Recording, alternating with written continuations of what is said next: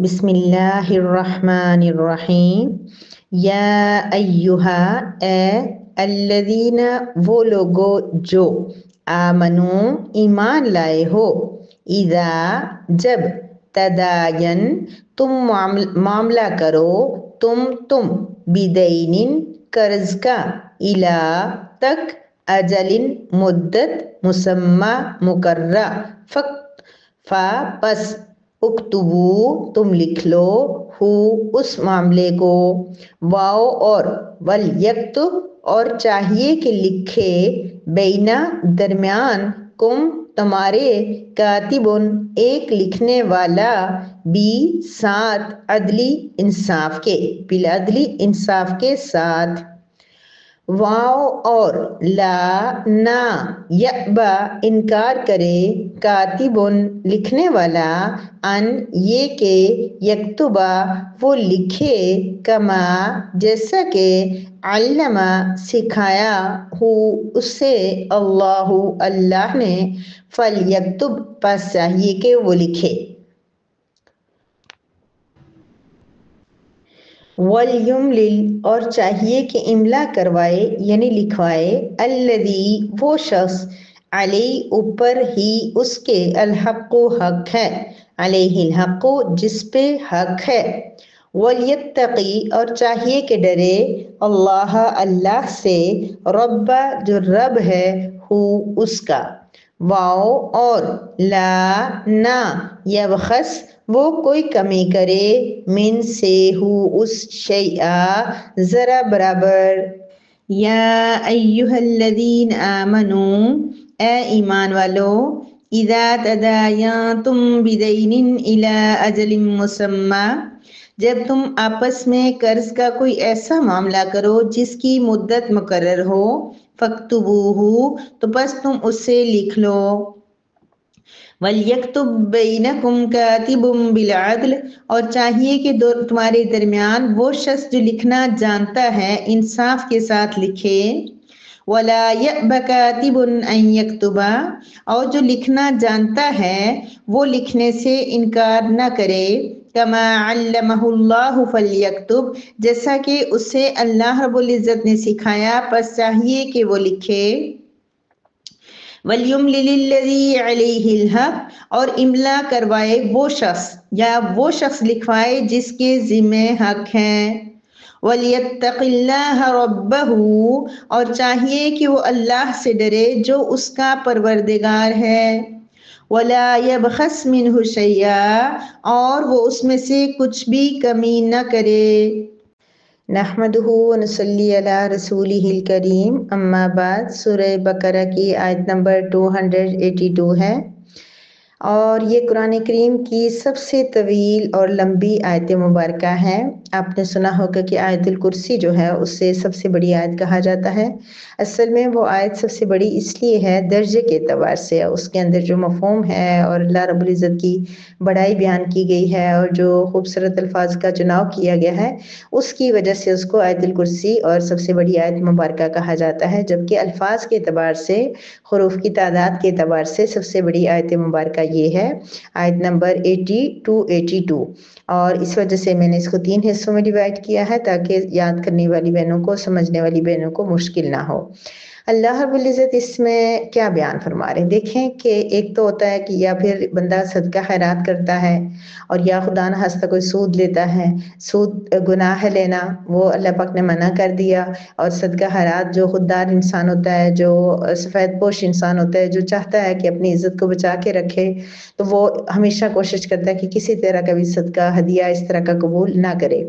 تو پھر تیسری صورت باقی بچتی ہے کہ انسان کو ضرورت پیش آ جائے اور اس کی ضرورت پوری نہ ہو رہی ہو، اس کے پیسے ضرورت ہوں، تو وہ پھر کیا کرے؟ پھر وہ یہ کر سکتا ہے کہ کسی صاحب ثروت انسان سے، مال و دولت والے انسان سے قرض لے سکتا ہے، اور وہ قرض لے کے جب اس کے حالات ٹھیک ہوں یا کوئی مقررہ مدت ہو اس کی پے آنی ہو یا کچھ اس کو مقرر کر کے، تو وہ اس کو قرض واپس کرے گا۔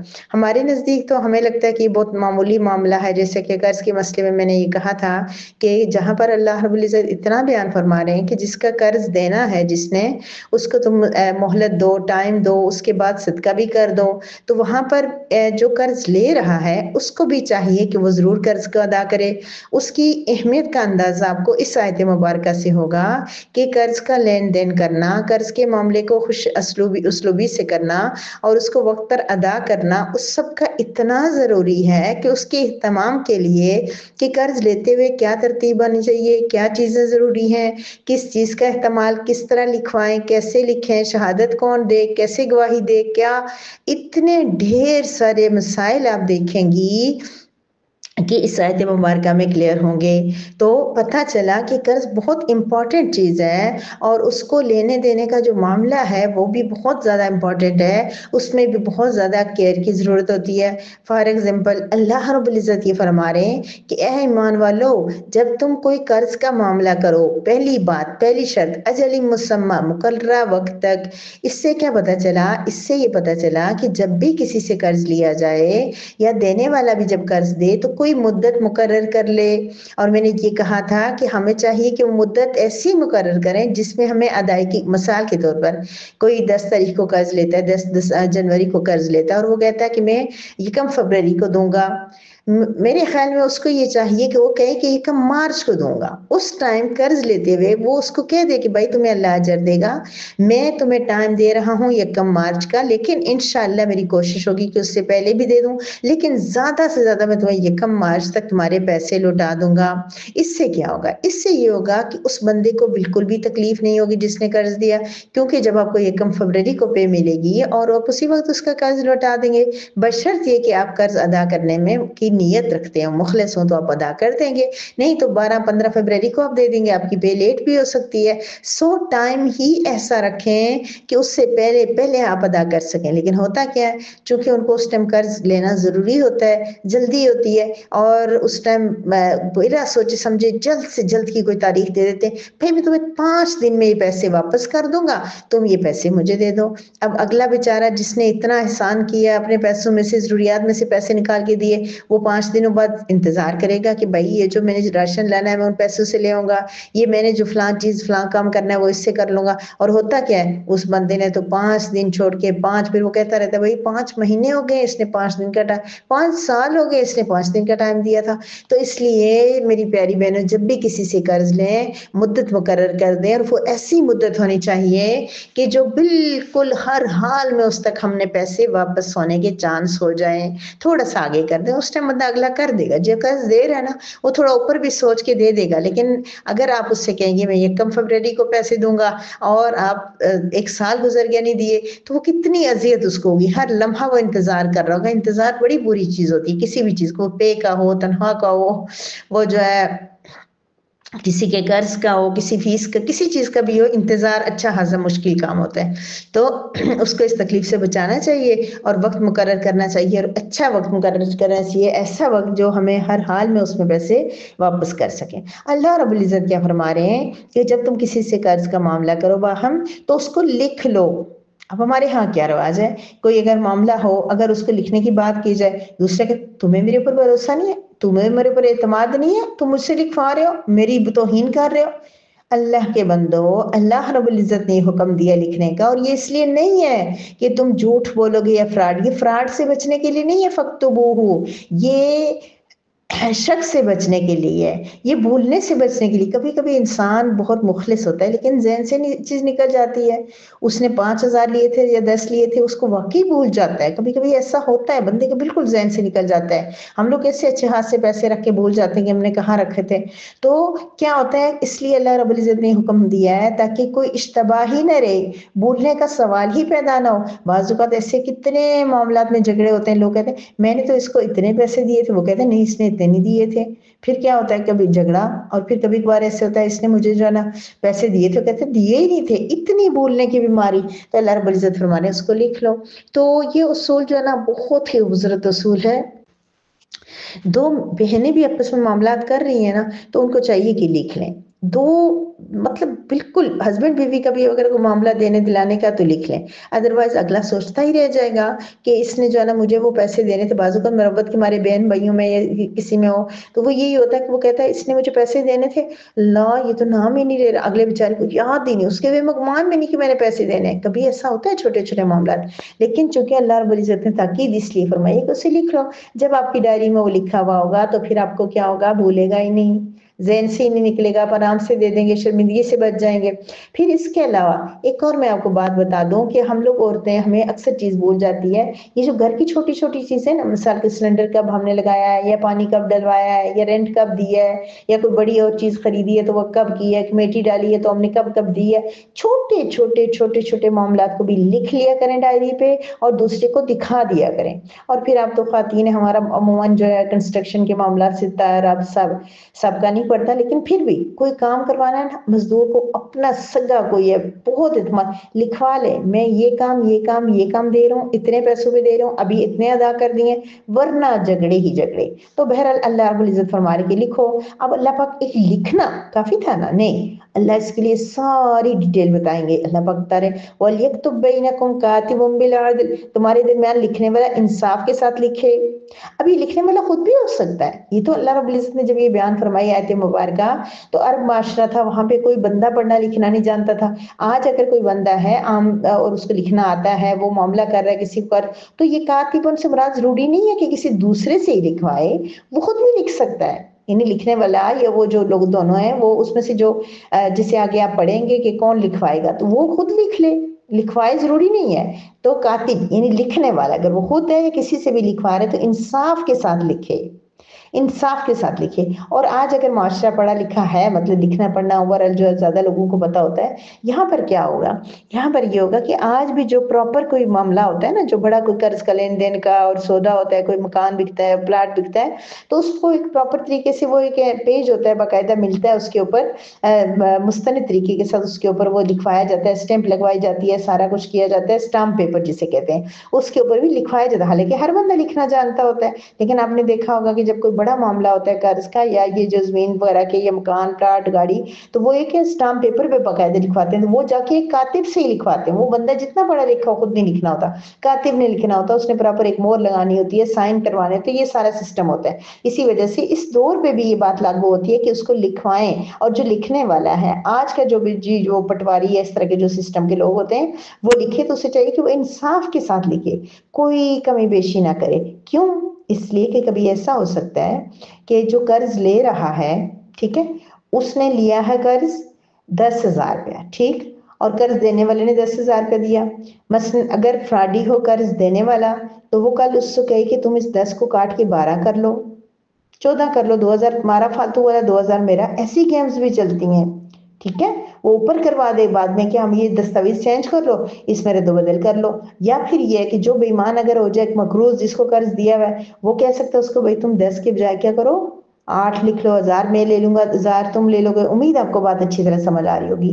تو بہت ساری فراڈ کی قسمیں، سو بتایا گیا کہ کاتب انصاف کے ساتھ لکھے، انصاف سے نہ ہٹے۔ وَلَا يَأْبَ كَاتِبٌ أَن يَكْتُبَ، اور کاتب انکار نہ کرے کہ وہ لکھے، لکھنے سے انکار نہ کرے۔ کیوں؟ كَمَا عَلَّمَهُ اللَّهُ، جیسا کہ اس کو اللہ نے سکھایا۔ یہ لکھنا ایک فن ہے، یہ علم اللہ کی طرف سے ملا ہے، میراث ہے یہ انبیاء کی، تو یہ علم ہمیں ملا ہے، تو اس لیے جو لکھ سکتا ہے اس کو اگر کوئی کہے کہ بھائی جو خاص طور پہ ایسا معاشرہ جہاں پہ لکھنا پڑھنا نہیں جانتے، بھائی آ کے ہمارا قرض ہو رہا ہے، آپ یہاں پہ لکھ کے معاملات کروے، سائن وغیرہ کروا دو، وہ آگے سے کہیں نہیں میں نہیں آتا، میں بہت مصروف ہوں۔ دیکھیں یاد رکھیے قرآن کریم میں کچھ احکامات کے، ہر حکم میں جو اللہ پاک نے حکم دیا ہے وہ فرض کے درجے میں ہوتا ہے، لیکن یہاں چونکہ امر کے بھی صیغے ہیں، لیکن یہ فرض اور واجب نہیں ہے۔ اللہ رب العزت کیونکہ کچھ چیزیں بعد میں احادیث سے بھی تشریح وغیرہ اور تفسیر معلوم ہوتی ہے، اس لیے فرض کے درجے میں نہیں ہے۔ کوئی اگر آج قرض کا معاملہ کرتا ہے وہ نہیں لکھے گا تو اسے بہت بڑا گناہگار نہیں ہوگا، لیکن یاد رکھیے کہ اللہ نے قرآن میں ایک اصول اور طریقہ بتا دیا ہے، وہ اس سے ہٹ کے جب معاملہ کرے گا وہ نقصان ضرور اٹھائے گا، اسے پریشانی ضرور ہوگی، گناہ نہیں ہوگا اس کو ٹھیک ہے اس نے واجب تھا، واجب نہیں تھا، استحبابی عمل ہے، اس کو مستحب تھا اس کو لکھنا، اس نے نہیں لکھوایا تو وہ بہت بڑا گناہگار نہیں ہوگا، لیکن یہ کہ اس کو نقصان ضرور ہوگا۔ تو جو لکھ سکتا ہے وہ انکار نہ کرے، کیونکہ اللہ نے اس کو علم دیا۔ اچھا یہاں ہمارے لیے عملی زندگی سے کیا تعلق ہے؟ ہمیں اگر کوئی اللہ نے کوئی علم دے دی ہے نا تو کوئی اس میں سے کوئی پوچھے نہ کچھ اور ہمیں پتہ ہے نا تو ہم اس کو منع نہیں کریں. سمجھ آ گئی بات؟ کسی طرح کا علم کما علمہ یہاں یکتب ہے لیکن اس کو ہم کر سکتے ہیں کوئی کام. اس کو کوئی مسئلہ پوچھ رہا ہے کوئی آپ سے. بعض اوقات یہ بھی ہوتا ہے کوئی ریسیپی پوچھتا ہے نہیں بتاتے بھائی اس کو بھی آ جائے گی. کوئی اچھی جیولر یا کپڑوں کا وہ پوچھے کہ بھائی کہاں سے اپنے لیے اچھے ہیں سستے ہیں کچھ وہ نہیں بتائے گا. ایسا ذہن بھی ہوتا ہے. تو بہرحال کوئی علم جو اللہ نے دیا ہے اس علم سے دوسرے کو استفادہ دے سکتے ہیں تو ضرور دینا چاہیے. اس سے انکار نہ کرے. ٹھیک ہے یہ عملی زندگی سے تعلق ہے. یہاں تو اللہ نے کاتب کو کہا ہے تو کیا واقعی لوگ معاف ہو گئے جن کو اللہ نے علم سکھائے؟ نہیں. اللہ نے جس کو علم سکھایا ہے حتی المقدور. اب سے کوئی کہے کہ آپ قرآن پڑھائیں اس کے بس نہیں ٹائم ہو تو پھر وہ مجبور نہیں ہے اس کو گناہ نہیں ہوگا. لیکن یہ کہ اس کا وقت ہو تو اس کو ضرور سکھانا چاہیے ہر وہ چیز جو وہ کر سکتا ہے. پھل یکتب چاہیے کہ وہ لکھے. جو لکھوانے والا ہے وہ لکھے. اس کو اللہ نے علم دیا وہ لکھنے سے انکار نہ کرے. وَلْيُمْلِلِ الَّذِي عَلَيْهِ الْحَقِّ. اب اللہ پاک چھوٹی سی چھوٹی باریک بات اس آیت مبارکہ کے اندر بتائیں گے کہ لکھوائے وہ شخص جس کے ذمہ حق ہے. کون؟ مقروض. اس بات کو یاد رکھیے آگے چل کے بھی فائدہ دے گی. مقروض جس کے ذمہ قرض ہے جس نے قرض ادا کرنا ہے. علیہ الحق جس نے قرض لیا ہے اس نے پیسے دوسرے سے لیے وہ لکھوائے. ٹھیک ہے کیونکہ اس ٹائم وہ جو پیسے صحیح انصاف کے ساتھ طریقے سے لکھوائے گا اللہ رب العزت کی مرضی. اللہ پاک نے حکم دے دیا کہ جو قرض لے رہا ہے وہ لکھوائے. مقروض اس کو بولے یعنی دوسرا پاس ہی ہوگا نا. لیکن یوم لیل کیا ہوتا ہے؟ املا کرائے لکھائے. املا ہوتا ہے نا بالکل سٹارٹ میں کوئی چیز سٹارٹ کرتے ہیں لکھنا تو وہ لکھوائے جس کے ذمہ حق ہے. یعنی مقروض لکھوائے کہ بھائی اتنے پیسے یہ میں اس سے مانگ رہا ہوں یہ مجھے دے رہا ہے میں اس کو فلاں تاریخ کو فلاں دن میں اس کو حوالے کروں گا. وَلْيَتَّقِ اللَّهَ رَبَّهُ اور چاہیے وہ ڈرے اللہ سے جو اس کا رب ہے. کون؟ علیہ الحق. مقروض ڈرے. وَلَا يَبْخَسْ مِنْهُ شَيْئًا اور اس سے کچھ کمی نہ کرے. ویسے اللہ سے تو مجھے اور آپ کو بھی ڈرنا چاہیے. وَلْيَتَّقِ اللَّهَ رَبَّهُ یہ ہمارے لیے بھی ہے کہ چاہیے وہ ڈرے اللہ سے جو اس کا رب ہے جو اس کا پروردگار ہے جو اس کا پالنہار ہے سب کچھ کرنے والا اللہ ہے. اس اللہ سے ہر شخص ڈرے. لیکن یہاں کس کے لیے؟ مقروض کے لیے کہا جا رہا ہے کہ مقروض ڈرے. وَلَا يَبْخَسْ مِنْهُ شَيْئًا کمی نہ کرے. قرض لے رہا 10,000 اور 8 نہ لکھ لے. ٹھیک ہے اچھی طرح آپ کو یہ بات سمجھ آ گئی ہوگی. اور مزید جب ہم کمپلیٹ آیت پڑھیں گے تو مزید آپ کو اندازہ ہوگا کہ میں نے اس چیز کو کیوں ان پہ زور دیا تھا. تو برحال علیہ الحق یہ بھی ڈرے اور قرض لینے والا بھی دونوں کے لیے اللہ پاک دینے والا بھی کوئی کمی بیشی نہ کریں اور پورے پراپر طریقے کے ساتھ کریں. مزید احکامات ہم آگے جانیں گے. اللہ رب العزت کہنے سننے سے زیادہ عمل کی توفیق عطا فرمائے. وآخر دعوانا ان الحمد للہ رب العالمین.